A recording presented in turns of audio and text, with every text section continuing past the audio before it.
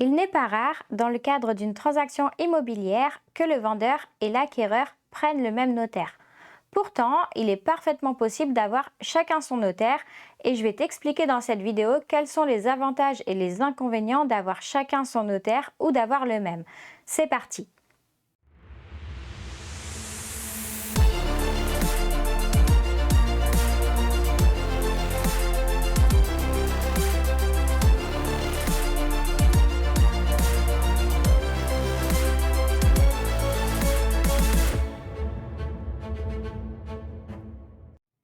Le notaire a différents rôles et celui qui est le plus connu, c'est son intervention dans le cadre d'une transaction immobilière.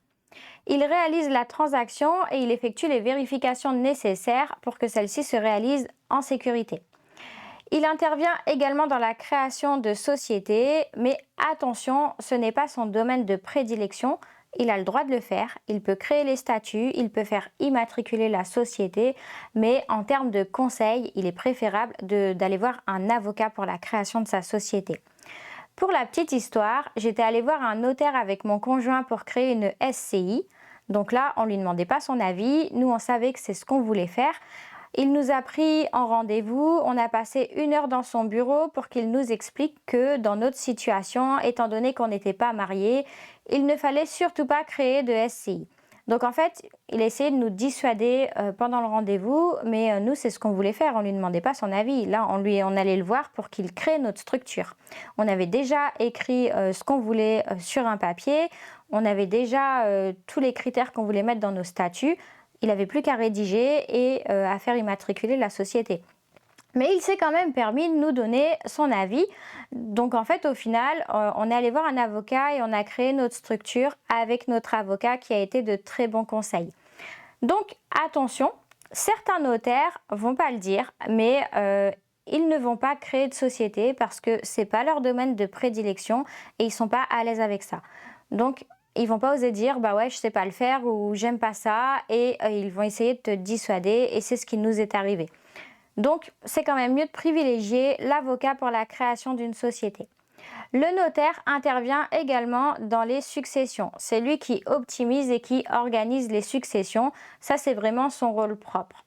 Il intervient également dans la rédaction de certains contrats, comme le contrat de mariage et le PACS, parce que c'est des éléments qui sont liés à la succession, donc c'est logique que ce soit le notaire qui rédige ce type de contrat. Et enfin, il intervient aussi dans le règlement de copropriété. Il peut parfaitement le rédiger. Par contre, ce qu'il faut savoir, et ce que peu de gens savent, c'est qu'il a un devoir de conseil gratuit.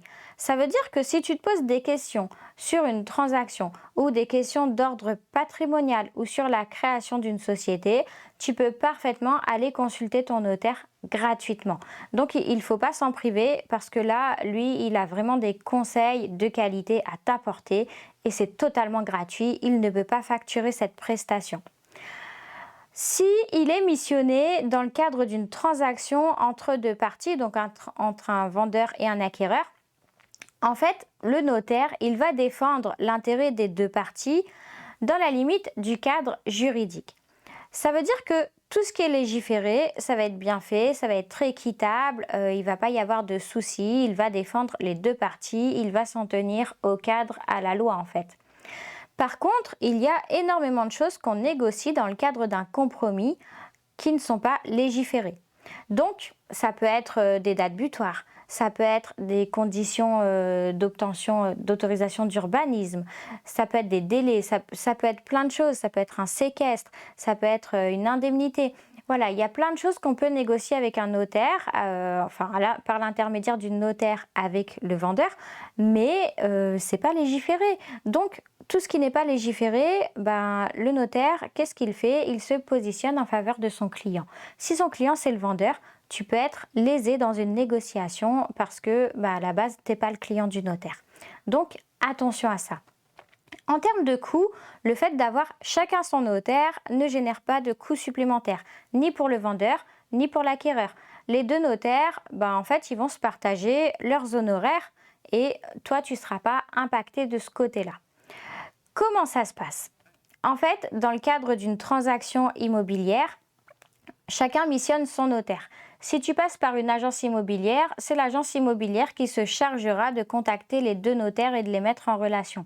Si c'est en direct avec le vendeur et qu'il n'y a pas de professionnel entre vous qui fait le dossier chez le notaire, chacun communiquera avec son notaire.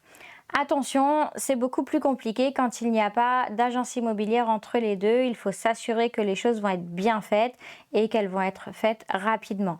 Il n'est pas rare, quand il n'y a rien de signé avec une agence, qu'il y ait une rétractation d'un côté ou de l'autre. Donc, l'agent immobilier sécurise quand même la transaction. Donc voilà, chacun missionne son notaire. Ensuite, il est d'usage que ce soit le notaire du vendeur qui rédige le contrat. Et une fois que le contrat est rédigé, il le transmet au notaire acquéreur. Et le notaire acquéreur note ses observations et les éventuelles modifications à réaliser. Et là, on fait le ping-pong, il renvoie avec ses modifications, le notaire vendeur fait les modifications, le renvoie pour validation. Donc on fait un peu le ping-pong. Ce qui peut être contraignant dans ces cas-là, c'est que du coup, la transaction va être un peu plus longue parce que il faut qu'ils se coordonnent, il faut qu'ils communiquent. Les notaires ne sont pas des pros de la communication, donc ça peut être un peu plus long de valider une transaction quand il y a deux notaires. Pourquoi il est conseillé d'avoir son propre notaire? Eh bien, en fait, je t'ai parlé de certaines choses qu'on pouvait négocier en dehors du cadre légal, par exemple un séquestre. S'il y a un sinistre dans le bien, entre la signature de ton compromis et la signature de l'acte authentique, et que le vendeur, pour une raison X ou Y, n'a pas pu faire les travaux, il va falloir négocier le montant d'un séquestre. Et j'ai déjà vu, dans le cadre d'une vente, qu'en fait le vendeur s'arrange avec un entrepreneur qu'il connaît pour faire un devis au ras des pâquerettes. On met un séquestre, il ne fait pas les travaux, on débloque le séquestre sur base du devis présenté et en fait quand les acquéreurs veulent faire les travaux avec la même entreprise, l'entreprise ne répondra jamais et du coup une autre entreprise sera missionnée et sera beaucoup plus chère. Donc le séquestre ne couvrira pas l'intégralité des travaux à réaliser. Donc attention, moi quand j'ai ce type de situation, je tape toujours très très fort pour avoir un séquestre maximum. Le but n'étant pas de carotter le vendeur, le but c'est pas de garder le séquestre, c'est vraiment de le contraindre à faire les travaux qu'il s'est engagé à réaliser ou à remplir la condition qu'il s'est engagé à remplir. C'est pas du tout de lui prendre son séquestre. Donc je tape toujours très fort sur les séquestres pour obliger le vendeur à remplir ses obligations. Mais pour pouvoir faire ça, pour pouvoir le négocier, c'est indispensable d'avoir chacun son notaire. Ensuite, il n'est pas rare non plus qu'on tombe sur un vendeur qui ne connaît pas de notaire et qui prend le notaire le plus proche de chez lui sans savoir ce qu'il vaut finalement. Et il y a des bons et des mauvais dans tous les corps de métier et même chez les notaires. J'ai réalisé une transaction qui a été très compliquée. J'avais mon notaire, le vendeur avait son notaire, mais son notaire était inexpérimenté. C'était quelque chose de très particulier qu'on a fait sur cette transaction et le notaire du vendeur n'avait pas les connaissances pour effectuer ce qu'on lui demandait. Il a dû se rapprocher de la chambre des notaires, mais l'idée elle est venue de mon notaire. Moi non plus, j'y aurais pas pensé, je savais pas que ça existait. Donc là, pour le coup, c'est mon notaire qui a sauvé cette transaction. Donc c'est vraiment important, ça permet d'avoir plusieurs conseils. Ensuite, ton notaire va défendre tes intérêts. Dans le cadre de mes dernières transactions immobilières, c'était au moment où on changeait le DPE.